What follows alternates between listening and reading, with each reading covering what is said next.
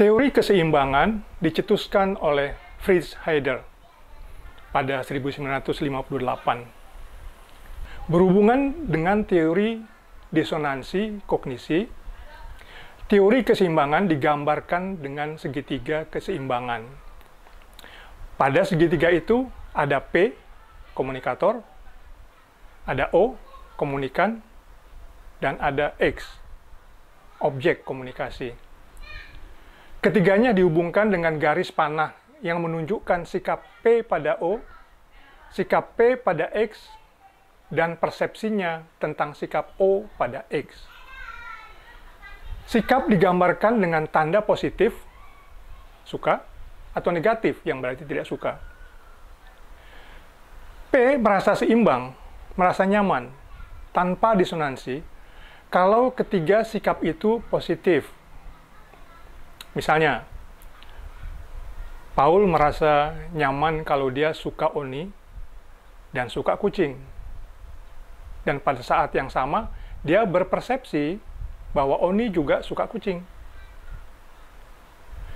P juga merasa nyaman bila ada dua negatif dan satu positif pada segitiga tadi. Dalam hal ini, sikap positif boleh ada di sisi mana saja. Misalnya, Paul merasa nyaman kalau dia suka Oni yang seperti dirinya, sama-sama tidak suka anjing. Misalnya begitu ya. Paul juga merasa nyaman kalau dia tidak suka Oni yang suka anjing, sementara dia tidak suka anjing.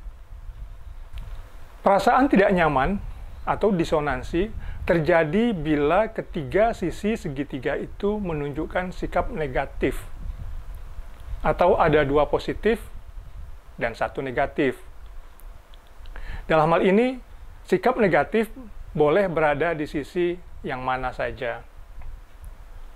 Misalnya, Paul yang mendukung calon gubernur X merasa tidak nyaman menyukai Oni yang tidak menyukai gubernur X. Perlu diingat bahwa pada segitiga ini, sikap O pada X adalah persepsi P. Persepsi itu mungkin benar, mungkin salah. Pada contoh-contoh kasus di atas, bahwa Oni suka kucing, tidak suka anjing, dan tidak suka calon gubernur X adalah persepsi Paul. Persepsi Paul itu tidak pasti benar.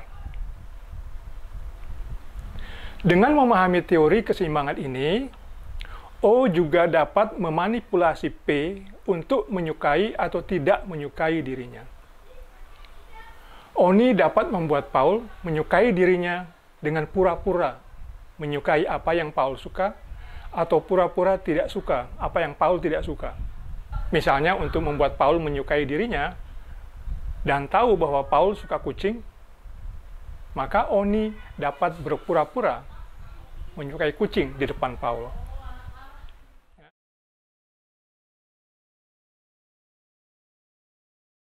Kita sangat paham ini dalam konteks kampanye politik. Ya.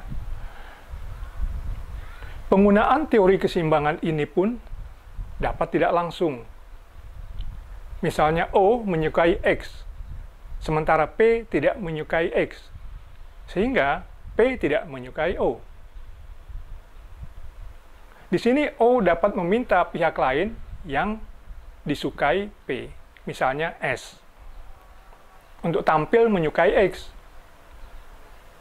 sehingga P berubah menyukai X, dan karena itu berubah menyukai O. Ya. Teori keseimbangan ini bekerja terutama kalau P mempunyai ego yang besar. Sikapnya pada orang lain dipengaruhi oleh kesamaan sikap orang lain dengan dirinya. Kalau tidak sama, dia tidak suka. Kalau sama, dia suka. Misalnya pada contoh kasus kita di atas, Paul hanya menyukai Oni kalau Oni sama-sama menyukai kucing. Teori ini kurang penting bagi mereka yang toleran pada perbedaan. Teori ini kurang penting bagi orang-orang bebas yang membebaskan orang lain. Namun, Dengan memperhatikan kesamaan-kesamaan yang pasti ada antar manusia, teori ini tetap berguna untuk memperkuat silaturahim atau silaturahmi antar manusia.